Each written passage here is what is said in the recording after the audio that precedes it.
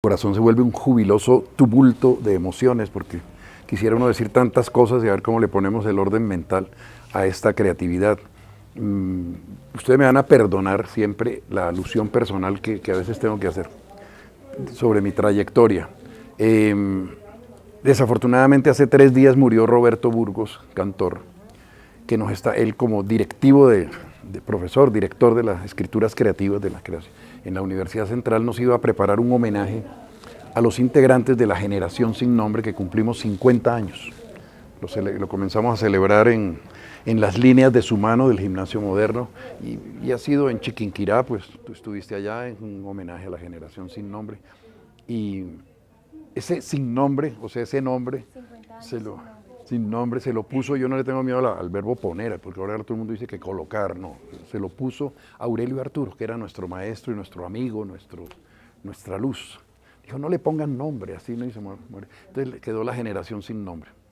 Y fue la primera generación de poetas en Colombia que hizo novela.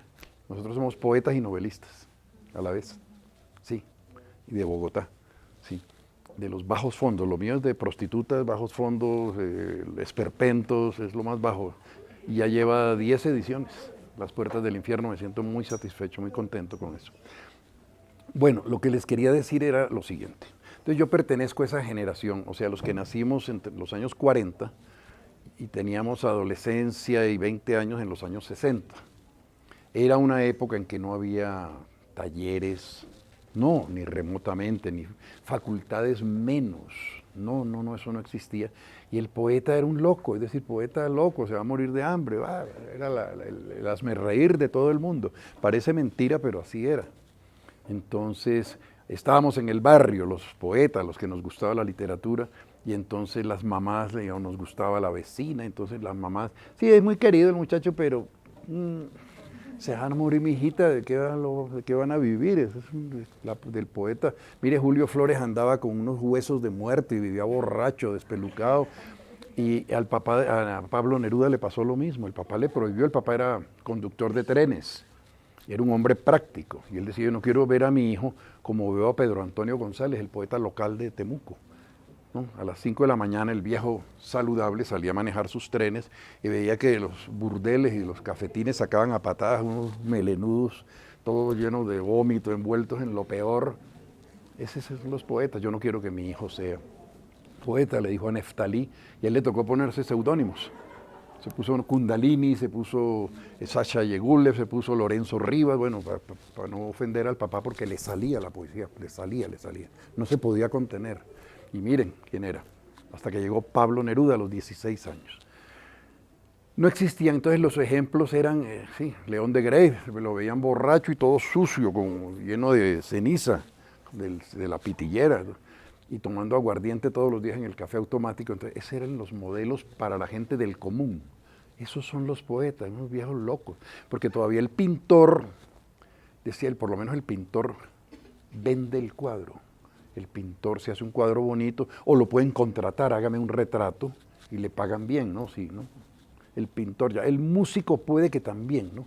Lo contratan para una serenata, ¿no? A integrante de una orquesta. Entonces el músico es un artista que puede tener salida, aunque todavía, si una niña estudia música, ¿y eso con qué se comen? Dicen las tías, ¿no? Todavía. Es una sociedad mercantilista, nuestra sociedad. Nosotros vivimos el capitalismo salvaje, no el capitalismo de Canadá, ni de Suecia. Entonces la gente vive muy pendientes de la plata. Yo estoy almorzando en un restaurante y sin querer uno oye lo que están hablando, siempre están hablando de plata. Yo coticé, y con el ceño fruncido y tal, me quedo debiendo. Ese es el único tema de nuestra sociedad. Entonces, muchos lanzaron la toalla, como dice, no siguieron con la poesía, sino como afición. Es válido también. Las muchachas, siguiendo los consejos de su mamá, consiguieron novios que tenían mejores sentimientos, así decían las mamás, y hacían así, y les fue muy mal en la vida. Ya después de 50 años uno los ve ya todos de la misma edad. ¿Cómo les fue de mal a esas personas que por interés tomaron una profesión? Los que estudiaron una carrera porque sí les daba plata, los vi manejando taxi en los años 90, amargados, y nosotros nunca nos fue mal, ni nos morimos de hambre, ni nos volvimos locos. Los poetas nos encontramos, los que seguimos, que fuimos muy pocos, asumimos esa tarea como un sacerdocio. Es la única manera. Un apostolado, un sacerdote de verdad, porque ahora hay muchos que no. Sacerdote no, como un sacerdocio total, sí. Así lo asumimos, con mucho, nadie nos decía nada, la única clase afín se llamaba castellano, o sea, español, ¿no?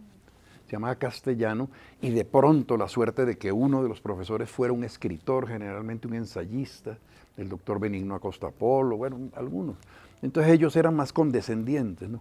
Pero en el sentido en que uno hacía poesía por afición. Desde luego, pues mi papá, mi mamá decían, él tiene que estudiar Derecho, que era lo único que había afín. Derecho, Filosofía y Letras, no había más. Filosofía era para ser docente. Y Derecho porque era lo más parecido al humanismo, ¿no?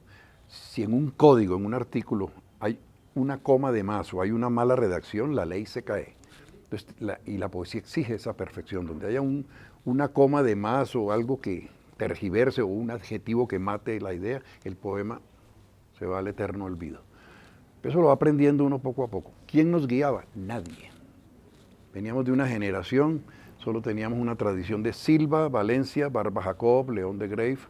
Nadie conocía a Aurelio Arturo y era el mejor poeta de Colombia, pero era muy poco conocido. Gaitán Durán, y luego ya uno los iba conociendo, uno claro. Yo veía al maestro Carranza y yo me quedaba paralizado, y meses después se volvía amigo de uno. Entonces eso era lo bueno.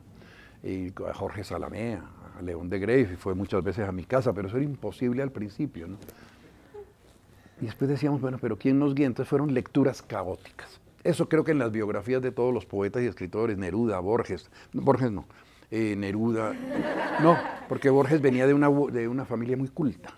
Entonces la abuela era inglesa y le decía a usted a los 8 años, traduzca El Príncipe Feliz de Oscar Wilde, y entonces lo traducía. Ya era otra cosa distinta, pero García Márquez, un hombre de Aracataca, sin ningún nexo literario, se va formando con lecturas caóticas. Nos pasó eso. Entonces, ¿qué pasó? Que nos dimos cuenta que el más universal de los poetas de Colombia se llama José Asunción Silva. Está traducido a todos los idiomas el Nocturno. El Nocturno es un poema que todavía no solamente tiene mucha carga de misterio, sino que todavía tiene una actualidad como si fuera escrito ayer, anoche.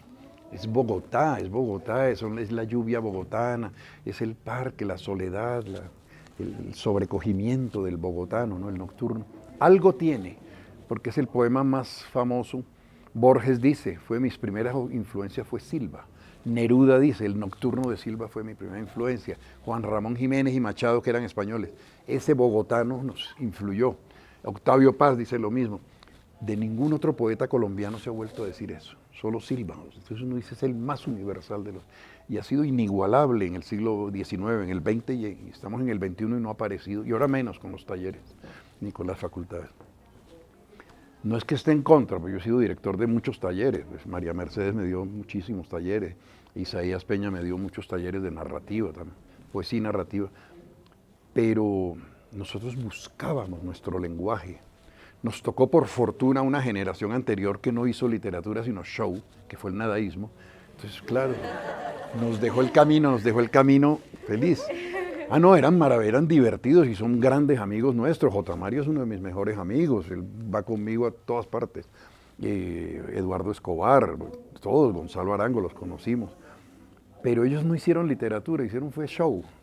Ahora sí, tienen literatura, claro, sí, tienen uno que otro poema, uno que otro cuento, pero ellos se escandalizaron mucho. Una vez tumbaron un cáliz con hostias en una misa en Medellín, casi los linchan.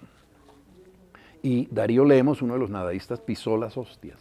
Entonces el padre hizo un conjuro, no sé qué. En todo caso, a él le amputaron una pierna por artritis, yo no sé por qué. Mucha la casualidad, pero bueno. Sí, los nadaístas fueron, no, claro, y la prensa les abrió las puertas, porque es que eran showman, ¿no? Hacían escándalos. Y tumbaron una vez la estatua de la María de Jorge Isaac y pusieron la de Brigitte Bardot, que era la diosa sexual, con unos senos exuberantes. Entonces nosotros felices porque volvimos a nosotros que sí queríamos hacer literatura, es decir, hacer de nuestros desahogos una obra de arte. Que un verso estremeciera, que un verso nuestro asombrara. Si no hay arte, no es literatura. Si yo voy a hacer, como nos decían en el colegio, hagan una redacción sobre lo que hicieron en vacaciones, uno la hace, ¿no? Fui a tal parte, fui a Girardot, fui a Melgar, fui a Santa Marta.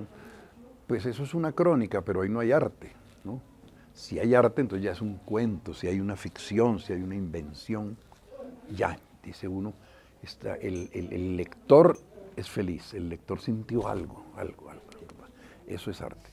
No, nosotros no. Ahora, necesitábamos, ojalá que alguien lo oriente a uno, para eso son buenos los talleres, para eso son buenas las facultades. Hombre, no pierda tiempo leyendo a X autor que está muy de moda, lea Dostoyevsky, lea los clásicos, ¿no? Lea a César Vallejo, ¿no? A Machado, Gabriela Mistral. Ellos lo orientan a uno. Por ese temperamento que tú tienes, te conviene leer Albert Camus. Es muy parecido a ti, a tu manera de ser. ¿Sí? Entonces le ahorran a uno una cantidad de lecturas de pérdida de tiempo, ¿no? O lea Hemingway, o lea, ¿no? Pero entonces viene el otro fenómeno, triunfa la Revolución Cubana en 1959, en las revoluciones con todos sus defectos, la primacía la tiene la cultura, siempre. La cultura del deporte, siempre. Ganan todas las Olimpiadas, yo me acuerdo cuando estaba la Unión Soviética, Alemania Oriental, siempre ganaron las Olimpiadas. Y la cultura, tienen los mejores. Pero entonces ellos crearon los talleres literarios, Cuba. Entonces aquí el primer taller lo trae Arturo Alape. No sé si lo oyeron nombrar, trajo los primeros talleres, e Isaías Peña, que era muy amigo de Casa de las Américas de La Habana, funda el primer taller literario en Colombia, el de la Universidad Central, Isaías Peña, que todavía ya ha dado muy buenos narradores. Entonces, los muertos de hambre, esos pobres escritores muertos de hambre, en la sociedad mercantilista, en los años 80, no sé, debieron cranear alguna junta de rectores en los Andes, ¿no? La Javeriana. Oiga, pero García Márquez está millonario. Después de que él comía sobras en las calles de París, que pasaba hambre ese pobre, lo despreciaban, le tiraban las puertas de las redacciones. Ese tipo tiene mucha plata y yo sí lo digo porque yo estuve muy cerca de Gabo, era multimillonario. Vargas Llosa, como que tiene harta plata. Y Pablo Neruda, el poeta que el papá le prohibía porque ¿no? sacaban de los burdeles a palo, a patadas a los poetas.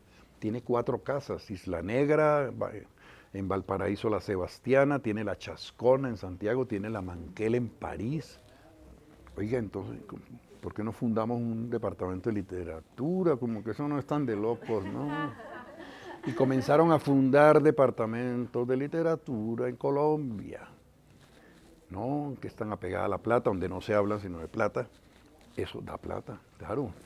Mi hija es profesional de la Javeriana en literatura y me tocó duro pagarlos cada semestre, bueno, pero con qué alegría, ¿no? ¿Qué pasa? Que eso es muy bueno para la docencia, para la academia. Digamos, el académico que quiere investigar la literatura, que hace mucha falta el rescate de los valores literarios, está muy bien la cosa académica. Estudiar profundamente los parámetros que se debe hacer en una investigación, es que eso no es fácil, Ahora, el que no ha estudiado, que no es académico, como Fernando Vallejo, hace la misma investigación a su manera. Y es que entonces le tocó a Silva, el pobre Silva, enfrentarse a una mamá que era una vieja jodida y no sé qué. Eso no tiene nada que ver con la academia, pero tiene mucho éxito para los lectores. Entonces, y el otro es el académico, que es el que se ciña al rigor. 1.1, AB1, no sé qué, síntesis de palabras tales, no sé qué. Esa es la academia, que también es buena. Con los talleres que son más libres, porque yo, por ejemplo, María Mercedes me dio 3 talleres en la Casa Silva. El primero fue poesía, entonces la historia de la poesía. Entonces yo les di información durante 6 meses a los talleristas, que eran de todas las edades, sexos y razas. Había un viejito militar retirado de 85 años y había una jovencita de 16. Entonces era informarles cómo se formó la poesía en la antigüedad, por qué se llama lírica, por qué se llama dramática, por qué se llama épica. El otro taller fue la creación de ellos. Entonces ellos traían la creación y se hacía un debate en el taller. Y la otra, la más importante para mí, la lectura de la poesía. Cómo se debe leer un poema, cómo se debe respetar el silencio que el poeta hizo. Eso es difícil, la lectura de la poesía, pero son las 3 grandes vertientes de los talleres para la creación. Y lo hicimos. Entonces, Juan Manuel Roca tenía talleres, Darío Jaramillo tenía talleres, Elkin Restrepo en Medellín tenía talleres, todos. Quien les habla tenía talleres, todos. Pasan los años y los poetas nuevos en Colombia, las poetas nuevas, están escribiendo muy bien. Es decir, es que antes escribían muy mal, ¿no? Un poco cursi en la época mía, como cursi, no tenían un sentido y creían que la poesía era escribir bonito y rimar. Entonces, hoy en día, en la nueva generación, por los talleres, gracias a los talleres, se escribe muy bien. Yo creo que nadie escribe mal hoy en día, pero no hay una individualidad. Todos escriben igual. Repetitivos y son roquitas, y son jaramillitos y son cobitos. Entonces, no hemos vuelto a ver surgir a nadie después de Piedad Bonet, de Ramón Cote, de Juan Felipe Robledo. No hay una individualidad. Yo por lo menos no lo he visto en la poesía. En Chile sí, pero en Chile sí que tienen retos profundos. Cómo igualar a Neruda, a Huidobro, a Gabriela Mistral, a Vallejo, a Nicanor Parra, a Gonzalo Rojas, pero aquí sí es fácil. ¿Cómo llega uno? No es tan fácil, ¿cómo iguala uno a Silva? Pero de resto, pues son muy buenos poetas. ¿Quién va a decir que no es un buen poeta Carranza o León de Grey? Pero no tienen la... ¿Tú sientes que no hay originalidad En los nuevos no. De pronto surge uno, el día menos pensado, sí. Sí hay originalidad, pero muy repetitiva. Nadie experimenta. En Colombia es una tradición que nadie experimenta, ¿no? Como hacía Vallejo con Trilce, como hacían los surrealistas, ¿no? Ni siquiera los nadaístas experimentaron. Y eso es doloroso porque es como una limitación de la creatividad. Y a veces los talleristas tienen la culpa, a veces el director. Ay, muy amable. Una voz propia, Es decir, si yo leo un poema que diga, todo está bien, el verde en la pradera, el aire con su ritmo silabante y en medio de la patria la bandera. Eso es Carranza. Es que si uno ve un cuadro de Botero, aunque no esté firmado, uno sabe que es de Botero. Tiene voz propia. Es eso, tener voz propia. Si uno oye un porro de Lucho Bermúdez, uno sabe que es de Lucho Bermúdez. Tiene el son que tiene Lucho Bermúdez, ¿no? Y la voz propia. Si uno dice, y de esto es poema para me divertir, uno dice es León de Grave, ¿no? El lenguaje de él. Si uno dice este verde de todos los colores es Aurelio Arturo, cada uno tiene una voz propia. No sé, yo no volví a ver voz propia en los jóvenes, por lo menos no. Muy buenos y son muy talentosos, yo no estoy negando eso. No, pues retirándose. Ah, el otro, no, el taller es muy necesario. No, el taller es necesario. El taller es necesario. Ahora, hay una cosa muy difícil. Nosotros cometimos ese error en nuestra generación. Uno nunca debe mostrarle su escrito a otro escritor. Y eso es lo que más hacemos aquí. Nosotros, Óscar Collazo, que él me leía a mí los cuentos, entonces yo decía, pero Óscar, a mí me parece que ese personaje sobra, pero es que era mi manera de ser. Y él lo corregía y dañaba su propia individualidad. Hemingway da ese consejo, nunca le muestres tu escrito a otro escritor, porque yo tengo yo tengo 40 libros. Bueno, pues muchos son para niños, folleticos, la mayoría son para niños.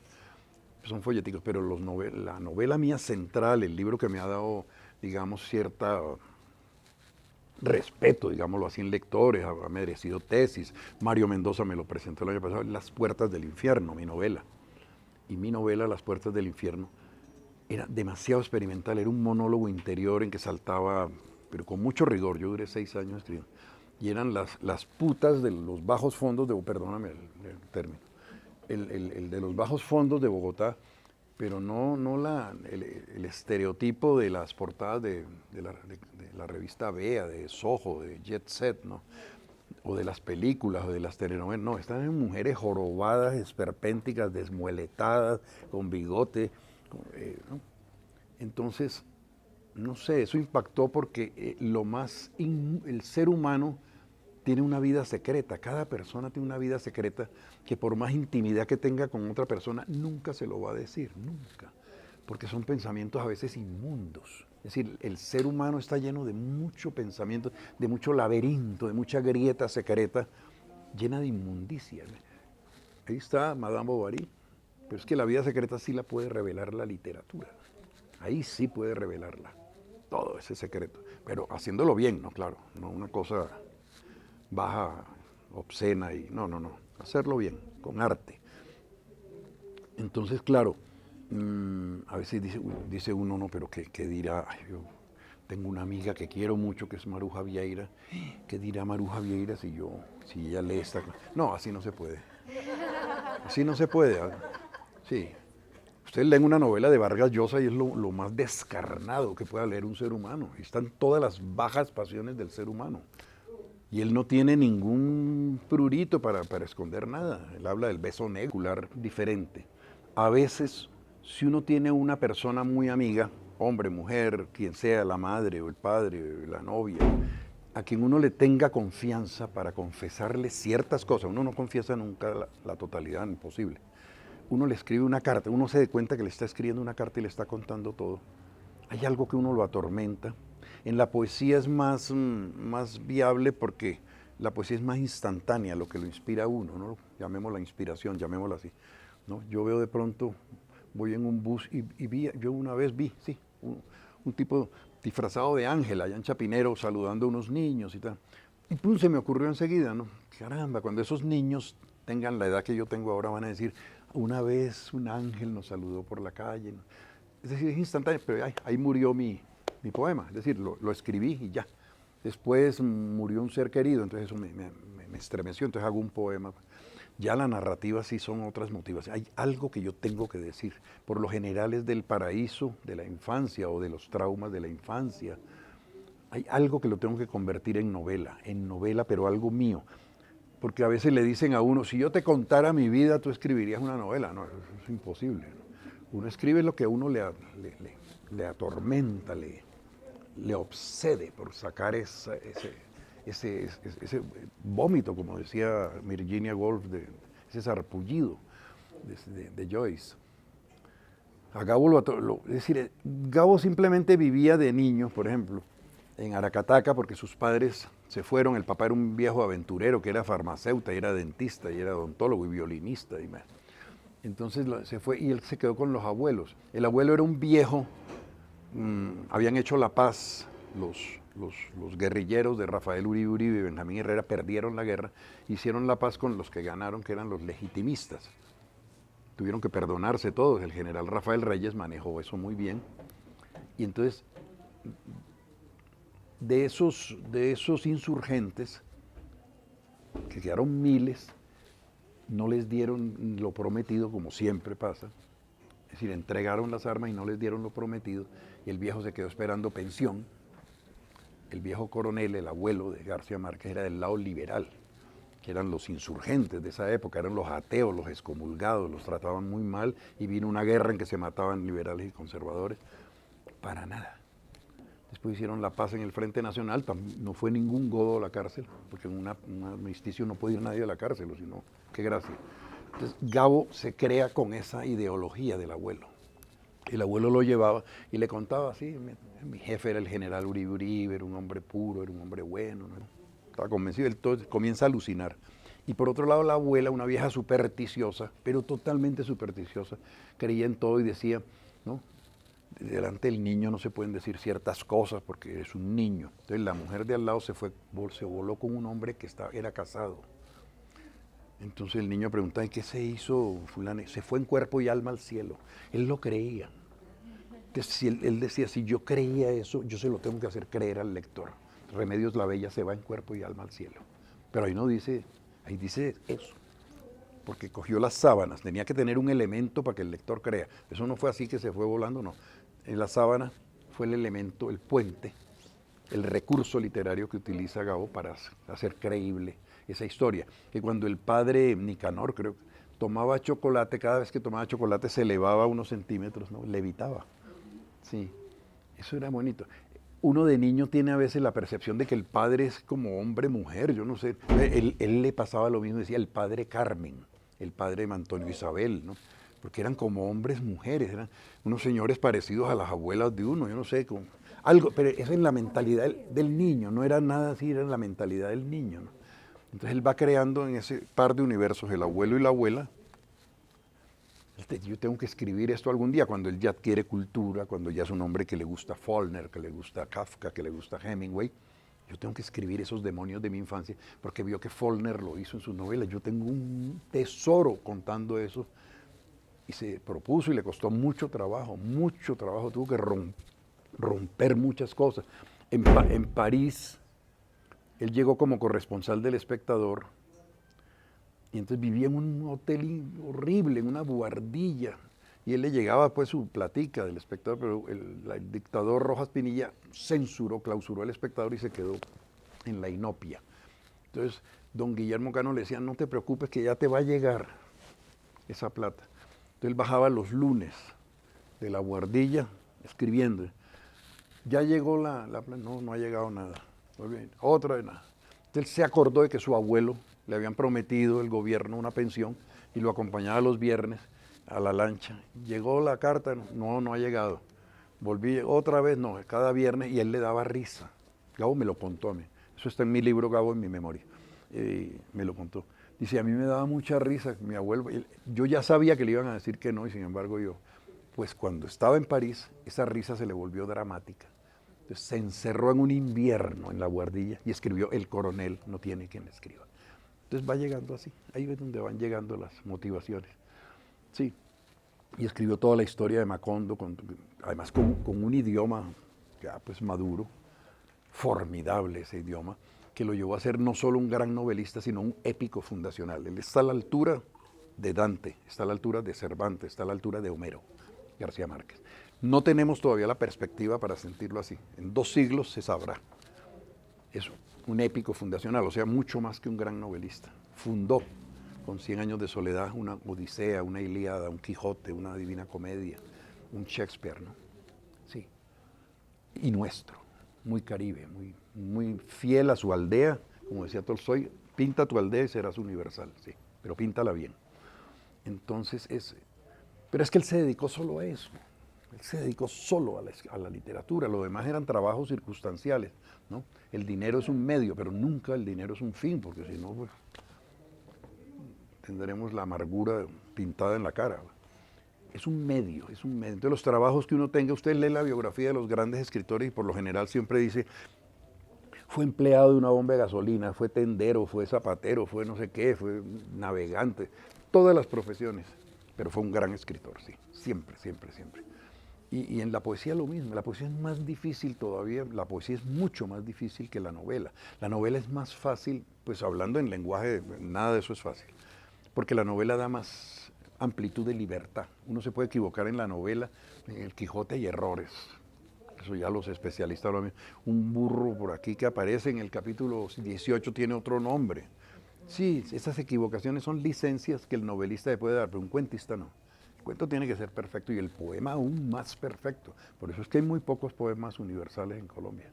El nocturno, como en esa noche tibia de la muerta primavera, decía Miguel de Unamuno, qué misterio hay en ese verso. Como en esa noche, en un país donde no hay primavera. O se refería a la muerte de su hermana Elvira, o no sé, es un misterio, ¿no? Entonces, pero cada verso es perfecto del nocturno, ¿no?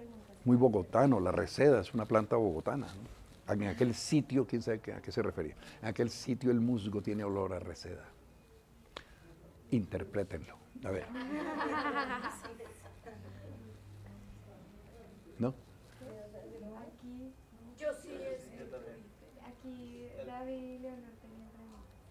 Pues no como pregunta, sino como un comentario sobre lo que dice el maestro, que no ha surgido una voz especial, Es una opinión mía personal, no es la verdad revelada, no.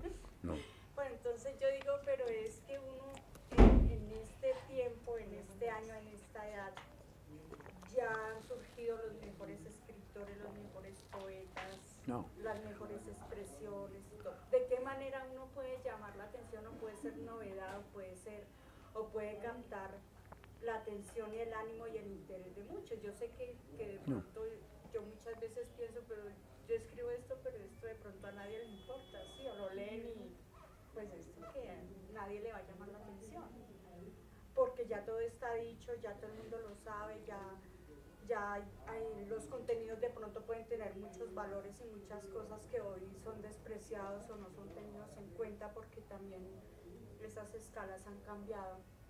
Entonces es mucho más difícil decir que puede surgir un escritor adelante, pues. No, eso todo eso es relativo y también tiene mucho que ver el azar, el misterio. A veces un escritor se propone a escribir, ¿no? Thomas Mann, por ejemplo, con la plata del premio Nobel escribió 3 tomos súper gruesos. José en Egipto, son novelas perfectas, pero no quedaron, es decir, no, son novelas que no tienen, algo les faltó. En cambio, La montaña mágica, La muerte en Venecia, esos cuentos cortos, mucho mejores, ¿no? La metamorfosis de Kafka tiene 44 páginas. Sigue teniendo una actualidad impresionante. A veces es el azar. Uno se propone hacer un buen poema para que lo lean, y no, eso no, uno escribe lo que le salió, sin pensar cuál va a ser. Es decir, decía Julio Cortázar, ahí hay un blanco y uno afina bien la flecha, lo mejor posible y lanza la flecha. Pero uno no puede ir en el camino tratando de coger la flecha y dirigirla obligatoriamente, no, al blanco no. Eso es un azar, eso es un azar. Puedo contarles un ejemplo personal. Cuando yo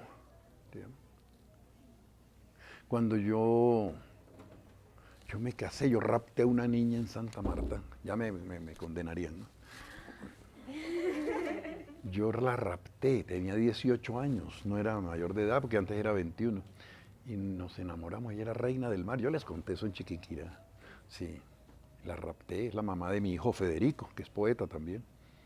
Y entonces estaba muy enamorado de ella, después nos separamos, pero después de muchos años. Y le escribí un poema que se llama Alba, y lo musicalizaron sin que yo supiera. Para mi loca vida al mediodía. El presidente Iván Duque dijo que era su canción. Dijo un día, yo no tengo nada que ver con él, pero que era su... Sí.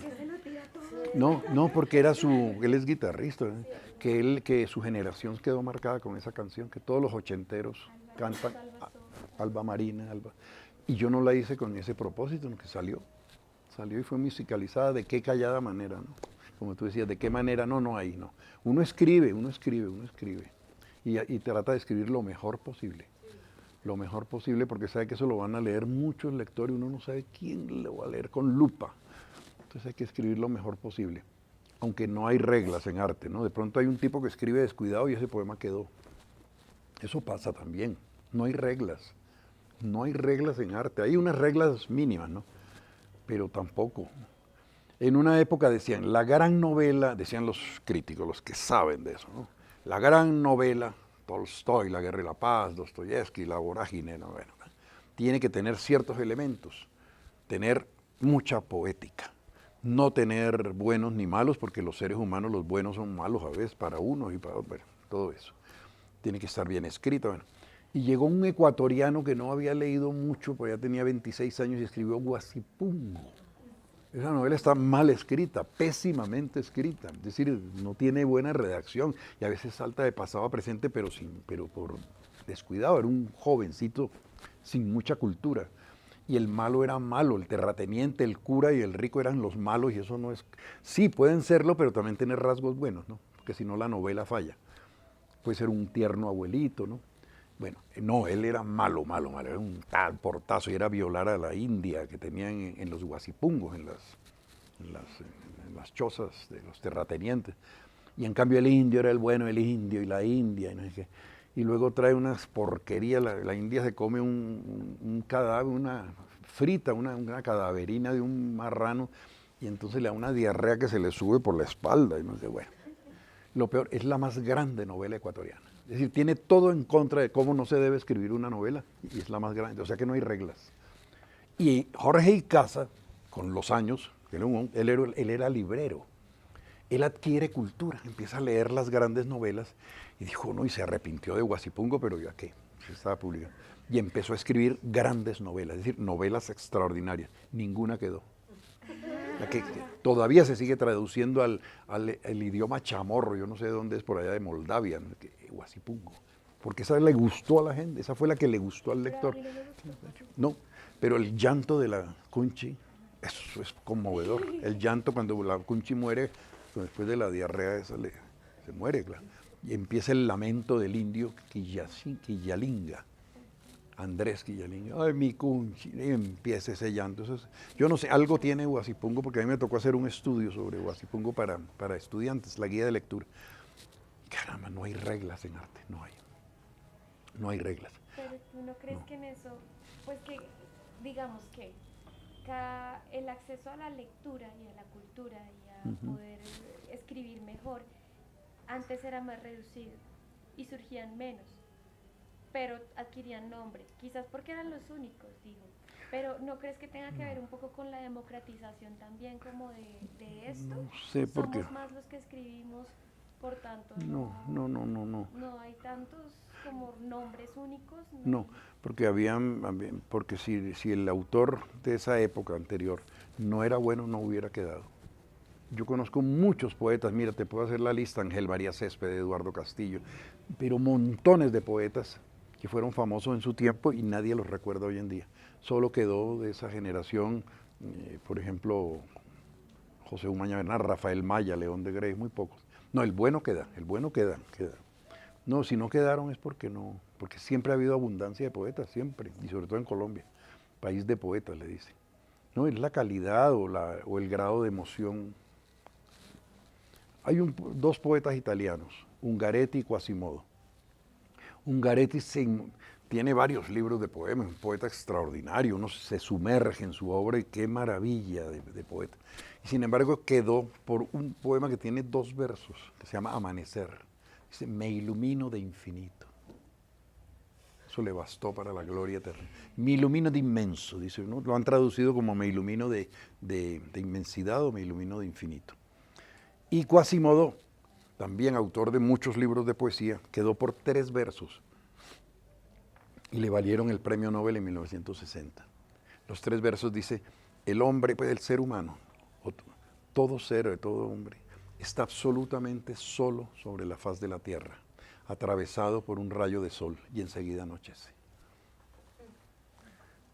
Sus libros famosos se llaman Y enseguida anochece, así los han titulado Quasimodo. El verso tiene que tener, el poema entre más condensación, más queda, pero hay gente que escribe unos poemas larguísimos. Eso no. Ahora, ya un genio como Pablo Neruda, sí, todo lo que toca es el rey Midas, ¿no? Hacía poesía política y le salía muy buena. Poesía política, estalinista. Pero es que era un genio, ya era un tipo que tenía duende, nació con eso. Maestro, la inquietud mía va de esta manera. Yo estoy espantada de rublo. Yo creo que ese estilo de la persona, porque en la Javeriana hay un taller que dicta un hombre joven, un hombre que tendrá que 45 años, un poquito más, Óscar Torres Duque. Es estupendo, ¿no? Como poeta, como académico, como creador, tiene las 2 cosas. Cuando a mí me publicó mi mayor libro de poesía, que se llama El Laberinto, una antología de 40 años, el Fondo de Cultura Económica, que es una gran editorial mexicana, lo nombraron a él curador, es decir, que le hiciera un taller in misericordia a mis poemas. Y él me llamaba cada rato: ¿por qué dices esto? No se dice nerudear, sino nerudear. Perfecto, Óscar. Yo le tengo un gran respeto. Y me mejoró el libro, claro, muchísimo. Sí, claro que tocó muchas cosas y lo que no le gustaba me lo consultaba. Esto no me gusta, ¿por qué? ¿Por qué? Eso fue bonito. Y él tiene esa combinación de lo tradicional, de lo antiguo, de lo clásico con lo juvenil, porque él es profesor de la Javeriana, está en contacto con creadores jóvenes permanentemente. Pero lo que pasa es que a veces yo veo, yo también he sido profesor de la Javeriana, que es como un contagio, ¿no? Sí, es un contagio, ¿no? Entonces, oye, qué bonito este mundo, sí, literario, y vamos a un recital, oye, qué rico, ¿no? Y les gusta, hay una sensibilidad, sino que ya para el creador es que es muy difícil. El creador es un individual, es un universo, y él tiene que saber que él tiene que hacer su obra, es decir, no. Pero es que empezando porque todos se lo muestran, pues. Es decir, cada universo es distinto, es decir, si yo veo, sí, Danilo Moreno, el autor de Bajo la piel de Chanel, es sobre las prostitutas del barrio Santa Fe. Como él hizo una tesis de grado sobre mi novela Las puertas del infierno, que se han hecho muchas tesis de grado. La primera me la hizo el padre Marino Troncoso, sacerdote jesuita, que le fascinó la novela, porque está entre el pecado y la culpa, ¿no? Una cosa bonita. Entonces Danilo dijo: esta prostituta, una mujer muy bella, prostituta del barrio Santa Fe, se peinaba y no sé, echaba loción, perfume, todo eso. Y él me dijo, después de que yo la leí: ¿qué te parece? Yo le dije: esto es un concepto mío. la mujer está muy bien el personaje, pero le falta un lunar, algo que la afee un poco, porque esa belleza perfecta no es creíble. Una prostituta del barrio de Santa Fe divina como para una, no, como para una portada de Soho, no es creíble y además no, hay que humanizarla. Entonces, él dice que ese ha sido el mejor consejo de su vida. La novela ganó el Premio Nacional de Novela hace muchos años, la publicaron en México bajo la piel de Chanel. Sí, pero ese es mi concepto. Él ha podido decir no, porque cada persona tiene gustos distintos. Entonces, en eso sí. Pero como aquí la manía es mostrársela y leen en voz alta, para peor, en delante de 5. Eso lo hicimos nosotros también, Óscar Collazo, Roberto Burgos, cantor, que murió hace 3 días, un gran novelista. Y nosotros cometimos ese error también de jóvenes. Entonces, claro, no surgía nadie. Todo el mundo, cuentos, ganaban premios, surgían, eran famositos 2 días y ya. No, haga lo suyo. Esta novela, claro, a mí me dio fue pena mostrarla, porque era demasiado cruda, es decir, cosas muy esperpénticas que hacían en los burdeles de Bogotá, de los bajos fondos. Donde está hoy la Tadeo Lozano, esa era una zona de tolerancia intolerable, pues era una cosa peligrosa pasar por ahí, pues yo me la pasaba ahí. Entonces, claro, saqué lo mejor de ahí. Y luego hacía unos experimentos tipo Samuel Beckett con el lenguaje. Entonces yo dije, esto es atípico, entonces yo, ¿para qué se lo muestro a nadie? No? Porque yo estaba loco por mostrárselo a Pedro. El único que la vio fue Pedro Gómez Valderrama y él le dio la bendición. Era un viejo conservador, un viejo tradicionalista, pero un hombre muy culto. Un gran escritor, Pedro Gómez Valderrama. Yo no sé, un día le dije, Pedro, quiero mostrarte esto. Pero qué error si yo se lo hubiera mostrado a otras personas. Tenía una novia escritora que se llamaba Jimena Gómez, que ya murió. Jimena Gómez.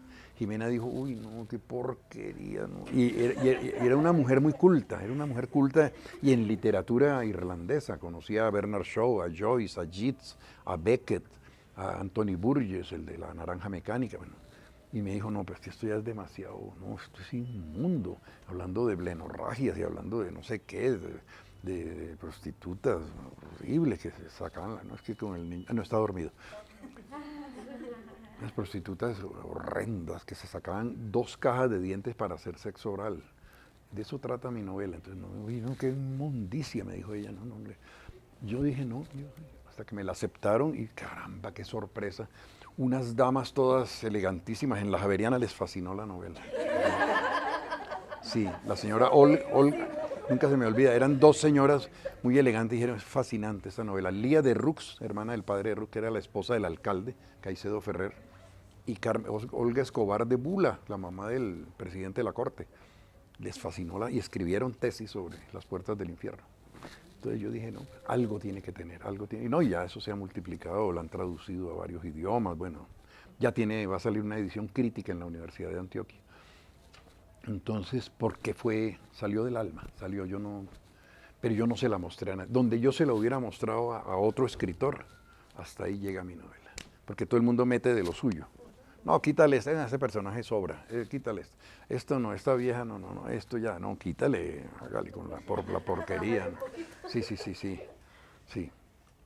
Entonces, podríamos decir que es como buscar cierto equilibrio entre, no sé cómo decirlo, la gente lo toma, inclusive mucha gente toma el taller porque es el único espacio en el que puede crear, claro. Pero no hace el ejercicio real de lo que significa el oficio de escribir, que es estar constantemente alerta y estar constantemente en sentirse escritor, no en llegar el sábado a hacer el taller y el sábado a sacar un ejercicio, sino que es una labor que implica mucho más del ser, ¿no?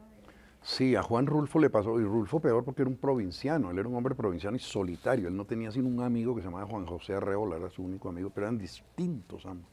Rulfo era muy tímido, él no era tímido, era acomplejado, era un ser acomplejado, y unos complejos, él le daba mucha pena, por ejemplo, estar en público, le daba vergüenza, él sentía que sobraba en todas partes, él sentía, se alcoholizó, el alcohol era lo único que le daba como cierta seguridad, el alcoholismo de él fue tremendo, de Rulfo. Y fumaba compulsivamente, sufría de ansiedad, sufría de insomnios. Era un ser humano, él no pudo escribir más, no pudo. Pues no escribió, no publicó más. Y él comienza a escribir con eso. Él no tuvo talleres ni nada, él empezó a leer y dice, literatura escandinava en la biblioteca de un tío que era cura en el pueblo. Y ahí estaban Nun Hamsun y Selma Lagerlöf. Y él leyó esas novelas y sintió la necesidad de contar el entorno en que él vivió. Y empezó a hacer como unas cosas así como muy influido por Silva. En el cuento No oyes ladrar a los perros, y eran una sola sombra y los perros le ladraban a la luna. Muy Silva, es que Silva es nuestro gran poeta universal. Llegar hasta México, pues. Y Rulfo empieza a escribir eso.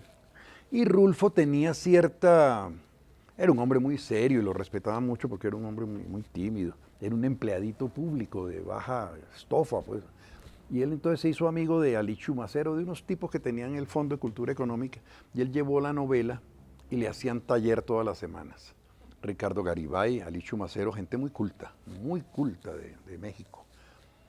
Pero Juan, le decía, esto no va para ninguna parte, no tiene hilo conductor, y de pronto aparece un capítulo, eran capítulos con asterisco, unas secciones. Mi novia me dio un pañuelo con orillas de llorar, ¿eso qué es? Y luego que no sé qué, y luego un tipo se muere, el que comienza se muere en la mitad de la novela. No, esto no tiene pies ni cabeza, ligero. De todas maneras, como ya hay un contrato, se la vamos a publicar, y se la publicaron. Y el jefe de prensa, Ali Chumacero, un gran escritor mexicano, dijo, es una novela sin pies ni cabeza, pero como eso está de moda ahora, escribir así. Y entonces Rulfo dice, tú eres el jefe de prensa de mi editorial y dices que la novela es mala y no se va a vender, esa novela no se va a vender. Y después Rulfo dijo, y tenía razón, la novela no se vendió en 2 años, me tocó regalarla. Y ahí saqué la experiencia de que el libro regalado no se lee. Regaló 2.000 ejemplares. Y se fue para el campo a trabajar en una ¿cómo se llama? De las llantas, la Goodrich. Una vaina de llantas, él era contabilista. Bueno, no, era lo menos literario, lo menos intelectual que había. Atípico. Y cuando regresó a la Ciudad de México encontró que estaba traduciéndolo al polaco y al alemán, y Mariana French, la más grande figura intelectual de Estados Unidos, había llegado a México a buscar el autor de esa novela. Resulta que es la novela más extraordinaria que se ha escrito, quizá en nuestra América. Pero como Juan Preciado, vine a Comala, porque me dijeron que acá vivía mi padre, un tal Pedro Páramo. Y él, pero dice vine, o sea que ya estaba muerto Juan Preciado. Todos están muertos. Pero eso no lo entendieron los críticos, los que le hacían el taller, que eran intelectuales. Esto no, ¿cómo es que se muere? No, es que ya estaba muerto. Y murió atolondrado, como mueren los que mueren muertos de miedo. ¿Ah? Es que eso es impactante. Y Pedro Páramo, y él se asustó de lo que había hecho. Una obra maestra, un poema. Rayuela es un poema, es una novela lírica, todo es un poema. ¡Qué belleza! Pedro Páramo. Y los talleristas se iban a tirar la novela. Quítele esto, que ponga, no, ¿qué tal? No, Rulfo, no. Ahora, sí es necesario, Gabo le mostraba la novela, pero es que eran amigos íntimos, ¿no? Germán Vargas, Álvaro Cepeda, Fuenmayor, Plinio Apuleyo, que sabían de novela, pero le respetaban mucho. Oye, ¿por qué esto así? Tal, le preguntaban. Ezra Pound, el gran poeta norteamericano, le hizo taller a Ulises y a La tierra baldía de Eliot. Estrofas enteras, le dijo, esto sobra, y la tachó. Y Eliot, que era un hombre muy culto, vio que Pound tenía razón, es que era otra cosa, es que eran mundos muy, muy, muy parecidos los de Pound, y entonces tenía autoridad para eso. Quizá el más grande poeta norteamericano de este siglo, Ezra Pound. Entonces tenía eso con Joyce y con Eliot. Sí, pero con Rulfo casi que, caramba. Y es el más grande milagro mexicano de la literatura, como San Juan de la Cruz, como Rimbaud. Eso no se vuelve a repetir, ¿no? Como Silva. A los 31 años ya había escrito 3 fases de poesía. La poesía romántica, el modernismo con los 3 nocturnos, y alcanza a inaugurar la poesía urbana en Colombia. ¡Qué audacia! Porque Silva andaba solo, su único amigo era un viejo arriero que se llamaba Baldomero Saníncano, que estaba empezando a leer, que vino a gerenciar el tranvía de mulas en Bogotá, Baldomero. Pero él le guiaba cosas, ¿no? a Silva. Pero Silva nunca, porque los poetas famosos de esa época eran unos tipos creídos que hacían antologías y no lo metían, que eran José María Rivas Grut, un gran poeta de constelaciones, ¿no? Y de preguntas qué es dolor, un viejo amigo, inspirador de mis profundas quejas, que se halla ausente cuando estás conmigo y está conmigo cuando tú te alejas. Buen poeta, pero nunca pues a la altura del que perseguía. Uy, ¿cómo perseguía a Silva? Y le decía José Presunción y se burlaba. Ese es un creído, ese es un tonto. No se junta con nosotros, los de la Lira Nueva, que eran poetas, Clímaco Sotoborda y tal. Buenos poetas, pero no quedaron. Es decir, la trascendencia de un Silva nunca. Entonces lo desdeñaron y él quedó solo y inaugura, y no tenía 30 años de edad, inaugura la poesía urbana con Gotas Amargas. Habla de blenorragias en ese libro, de los zoospermos. Ustedes han leído Las Gotas Amargas, los espermatozoides, las cosas. Esa mujer está pidiendo a gritos un hombre. ¿No? La audacia, la poesía urbana de Silva, que después la sigue inmediatamente Luis Vidales con Suenan Timbres, luego Rogelio Echavarría con El Transeúnte. Todas las calles que conozco son un largo monólogo mío. Ese verso inmortalizó a Rogelio Echavarría. Y luego Mario Rivero, la poesía urbana, bogotana. Pero la inicia Silva. Es que esa grandeza es irrepetible. Él no le mostró sus poemas a nadie, pues a quién si no tenía a quién mostrárselos. Además, eso lo salvó. Claro. Ahora, yo que soy director de talleres, pues he dirigido muchos talleres, ¿por qué es bueno el taller? Porque el taller clarifica, orienta. Es decir, lo que decía Rulfo, el grupo es bueno, en esa época no había taller, el grupo es bueno para lanzarse, para iniciarse. Es decir, es que qué mejor, todo lo que tú le dices aquí, el poema vamos a analizarlo, el cuento, ¿no? Porque esa es la iniciación. Ahora, de pronto hay una obra maestra ahí, eso nunca se sabe, nunca. De pronto hay qué sorpresa, ¿no? Yo siempre estoy buscando, como los judíos buscan en cada mujer embarazada al Mesías, ¿no? Ellos creen esa mujer, ahí está el Mesías, entonces la respetan mucho.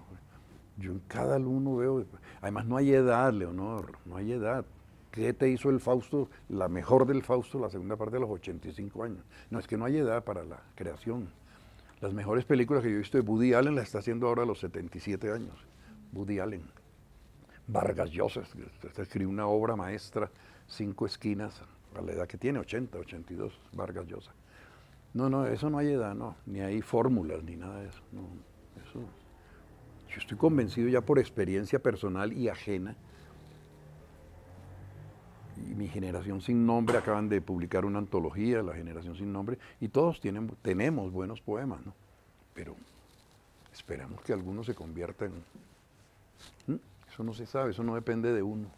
Uno, como digo, no puede obligar a la flecha, no. Uno la dispara. Maestro, ¿y no ha pasado de pronto que los escritores colombianos, no sé, de pronto por A o motivo no sean reconocidos acá en el país, pero sí sus trabajos? Había un señor que era un abogado penalista de Huila.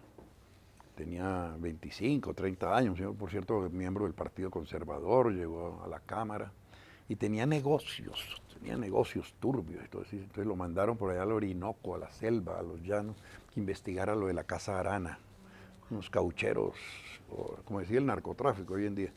Y él era José Eustacio Rivera. Pero José Eustacio era un abogado que le gustaba mucho la poesía. Él no tenía más interés que eso. Y le gustaba la poesía parnasiana, o sea, la de Valencia, que es una poesía artificiosa, que también es válido. Porque hay gente que dice, no, pero es que hay que ser sincero. No. Uno puede escribir un poema de amor sin estar enamorado, hace el artificio, pero si es bello, si conmueve, es válido. Guillermo Valencia era artificioso, pero qué poema, qué poesía tan bella, tan válida. Hay un instante del crepúsculo en que las cosas brillan más, fugaz momento palpitante de una amorosa intensidad, dice Valencia. Y estupendo eso. Y no quiero perder el hilo. José Eustacio Rivera, entonces, él lo que quería era imitar a Valencia y ser un poeta aficionado. Y entonces, ¿cómo es que empieza? Atropellados por la pampa suelta, los raudos potros en febril disputa, hacen sonar sobre la sorda ruta, los huracanes en su crin revuelta, ¿no? Unos poemas muy bellos, José Eustacio. Él no quería sino eso, unos poemas, y era una orfebrería, los construía como una casa, ¿no? Un arquitecto. No más. Y él se fue allá a investigar a los Arana. Entonces, después Vargas Llosa hizo una novela, El sueño del Celta, sobre el caso Arana. y no más. Entonces le dio un paludismo, esas enfermedades tropicales que en la selva, en los llanos. Él tiene un hombre muy joven, tenía 29, 30 años, y se fue donde unas tías en Sogamoso a convalecer. Después en Duitama, y comenzó a escribir La Vorágine. Pero la escribió como un desahogo. Él no tenía, pues sí, tenía cultura, pero no para hacer una novela. Colombia no tenía sino un solo novelista universal, que era Jorge Isaacs. Había escrito La María y había conmovido a toda América, y es la novela de ese tipo más famosa en el mundo. Está Amalia de José Mármol, estaban las novelas de Gertrudis Gómez de Avellaneda, ¿cómo se llama? Mariano Azuela, pero María fue la más bella novela que se escribió en el romanticismo. Es decir, el primer hombre universal que hubo en la literatura colombiana fue Jorge Isaacs, muy amigo de Silva, mucho mayor, pero muy amigo. Y él escribe esto, pero por un desahogo, y le salían las frases en versos de 14 sílabas. Entonces le dijo a dos muchachos, Luis Eduardo Nieto Caballero y el otro era un poeta joven llamado Rafael Maya, que le quitaran los alejandrinos, porque sonaba, ¿no?, en la tórrida forma, no sé qué, entonces ellos le quitaban la rima y la hicieron. Entonces Rivera, pero simplemente era eso, no que opinaran sobre sus personajes ni nada. Y publicó La Vorágine. Y no, pues quedó una cosa ahí local en la editorial Minerva, 1924. Y cuando llegó un francés, se interesó y la tradujo, cuando triunfó en el exterior, entonces fue cuando se vino a valorar en Colombia, La Vorágine. Y es la segunda novela universal, la tercera es 100 años de soledad. Y hubo buenas novelas, mientras tanto hubo grandes novelas, La Manuela de Eugenio Díaz, Diana Cazadora de Soto Borda, 4 años a bordo de mí mismo, hubo grandes novelas, pero universales solo María, La Vorágine y 100 años de soledad. Y en poesía, pues, estamos esperando que después... Silva está diciendo, por favor. Sí, así. No, pues yo les quería compartir un verso de Rivera, Sí. que dice: entre tanto continuaba el silencio en las melancólicas soledades, y en mi espíritu... Parece un puro poema. Y la segunda parte empieza, oh selva, esposa del silencio. Y como comienza es muy colombiano, ¿no? La primera vez que jugué mi corazón y me lo ganó la violencia. Sí, es que es muy colombiano eso. Sí. Sí, y sale, a mí, que hace muy poco, les cuento, estaba yendo al Sumapaz, Sí. le había contado a un amigo, entonces le dije, no, y volví al Sumapaz y me dice, ay, sigues con tu novelita de amor, porque yo andaba quería contar una novela, pero de Sumapaz, pero era una novela de amor, de una pareja extraña en el Sumapaz. Y yo le dije, ¿qué va? Quise jugar mi corazón al amor y me lo ganó la violencia. Me ganó la violencia. Muy bueno, excelente. Y se murió de la risa, Claro. porque claro, llegas a Sumapaz y te encuentras es con otra realidad. Yo creo que eso es un poco lo que le pasó a José Eustacio, ¿no? Como Sí. encontrarse una cosa que es como brutas. No puedo seguir escribiendo versos. No. Lo que estoy contando no se puede así. Gabo no quería sino de Chiquinquirá. Y él era piedracelista, Carlos Martín. Y entonces él vio los versos de García Márquez, que era un ultra tímido, era como Rulfo, pero súper tímido, García Márquez. Y entonces le mostró los versos y dijo, oye, pero esto está muy bueno, es muy piedracelista, te parece mucho a Carranza. Y que un día llevó a Carranza, a Camacho Ramírez, a todos los piedracelistas, y Carlos Martín dijo, este jovencito es poeta de los grandes. Y él se sintió, pero no, tenía 16 años. Y lo sentaron con eso y se tomaron una foto que no aparece. No sé si la foto. Él lo dice en las memorias, en Vivir para contarla. Y a los pocos meses se hizo gran amigo de ellos, de los piedracelistas. Pero de pronto un profesor que le enseñaba marxismo le dio una novelita que se llamaba La Metamorfosis de Kafka. Y Gabo dijo, esto no puede ser. Y esto se puede, que un tipo salió convertido en un insecto. Y yo también puedo hacer eso. Entonces fue cuando se derivó a la narrativa. Empezó a escribir cuentos. Y cuando el 9 de abril, que le tocó irse para la costa, los amigos, Álvaro Cepeda, sobre todo Cepeda, que era el rico, el que tenía plata, le daba novelas y que le gustaba mucho el inglés y trabajaba en los Estados Unidos. Y venía, léete estas vainas, novelas de Faulkner, en que habla de todas las familias ricas, que habían sido ricas, de terratenientes en Mississippi, al son del jazz, al son del río Mississippi, y familias que ya comenzaron la decadencia, ¿no? Empezaron los incestos, y entonces los hijos degenerados, y empiezan los alcohólicos, y la cosa más horrible, y la lucha contra los negros, y la discriminación.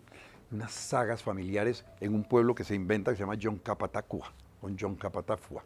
Entonces él crea Macondo, y Rulfo crea Comala, y Onetti crea Santa María, pueblos imaginarios, y Gaudí con Follner descubrió que él podía escribir lo mismo, la historia de la saga de su familia, que todos son José Arcadio Jaime Aurelianos, y hasta que termina él con la tía, el incesto, y nace el último con cola de puerco. Y entonces cuando viene un viento ineluctable, un apocalipsis, ¿no? Y se lleva a Macondo. Por eso él no vuelve a escribir sobre Macondo nunca más. Sí, eso es lo hermoso de la literatura, ¿no? Esa libertad de acción, por Dios, pero con cultura, no mucha cultura tampoco. Un erudito se daña sus novelas, no, tampoco. La no. No, escribía corto. Él decía que él no podía escribir muy largo porque era muy erudito y escribía lo preciso, era perfecto, ¿no? Borges escribía perfecto, sí. Como Melibea, que decía que no nos imagináramos de ella escribiendo una novela. No, No lo hace. hay gente que no puede, sí. Juan Felipe Robledo dice imposible, o Ramón Cote, no puede escribir novela, pero tiene también si uno tiene la necesidad de escribirla, la escribe. Yo tenía que sacar toda esa porquería que tenía adentro y ahí salió.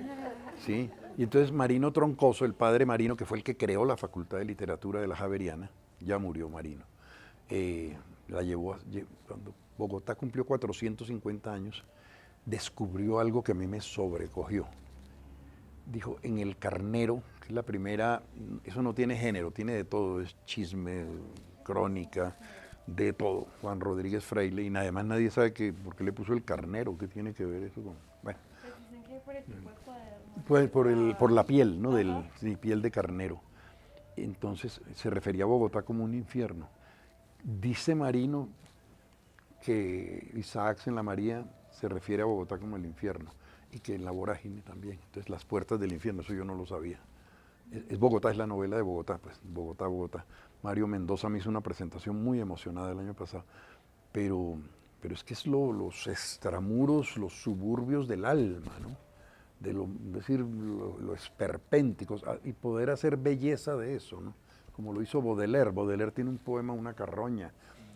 Va a un velorio, pero en los suburbios de París más inmundos, y entonces a una horrible judía, se llama una mujer con el pelo sucio, ahí el cadáver, y la pierna llena de varices, y dice, pensar que yo hubiera acariciado esas, pero embelleciendo, ¿no? El oro, el azabache de su cabello, y embellece lo feo, es la otra cara de la moneda, ¿no? Porque ¿quién dice qué es la belleza y qué es la fealdad? El cuadro más famoso del mundo es la Gioconda, la Mona Lisa. Bella, ¿no? Bella, mucho más bella las de Botticelli, las Venus.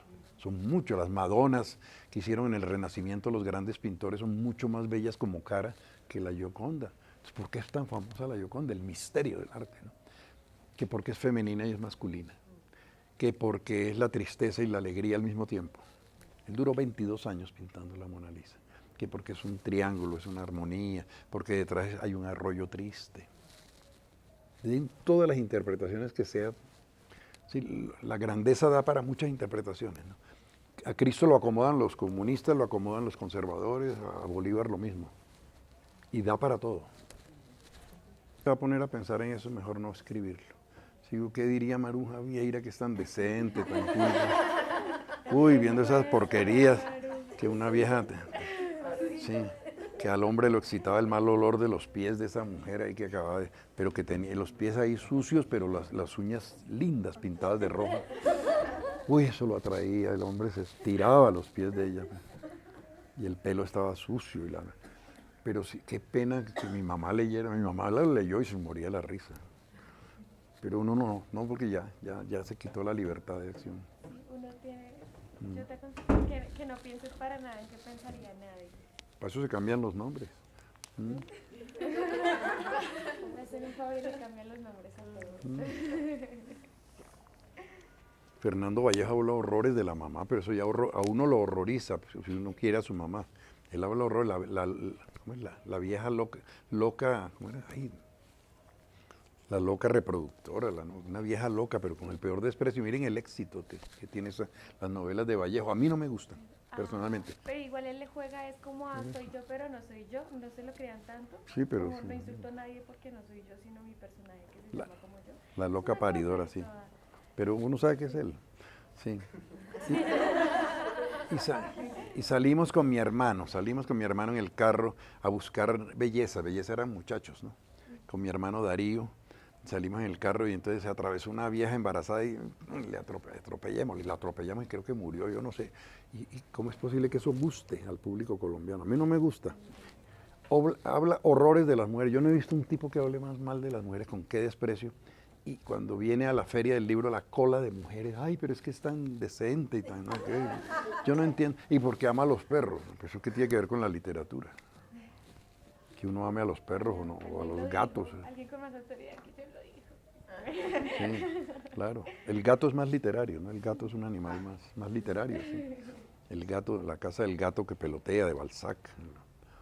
Pero sí, eso no hay que desinhibirse, es decir, hay que hacerlo porque si no, no escribe uno nunca. Y después vienen los golpes de pecho, ¿y por qué no hice esto? ¿Y por qué no? Sobre todo el arte es el exorcismo por excelencia. Además es terapéutico, uno tiene a veces enfermedades, tiene cosas, y uno escribe, se cura. Exacto. Y sobre todo si se obsesiona en eso que está escribiendo, uy, claro. A veces yo escribo y digo, uy, yo no puedo creer que tú escribes, esto lo escribí. Claro. Vuelvo y lo leo. Tú me votas cuando sea la hora, ¿no? No, ya estamos en la hora, pero entonces, nada, ay, muchas gracias. No, estoy con muy mucho feliz. cariño, con mucho cariño. No, con mucho cariño. Gracias por recibirme, a ti, gracias Leonor por la invitación, gracias. Claro. Sí. Aquí te estaremos mostrando nuestra Claro. Bogotá hecha retazo. Claro que sí, no, sí, claro que sí. Hay un mapa que hizo Andrés Ospina. Andrés Ospina hizo un mapa, una infografía. Eso salió en el tiempo de las novelas bogotanas ahí. Están todos, y entonces en el mapa están ubicadas, ¿no? En el centro, en Engativá, en no sé dónde, sí, muy bella. La primera gran novela bogotana es de Sobremesa de José Asunción Silva. Uy, a los 30 años tuvo tiempo para todo.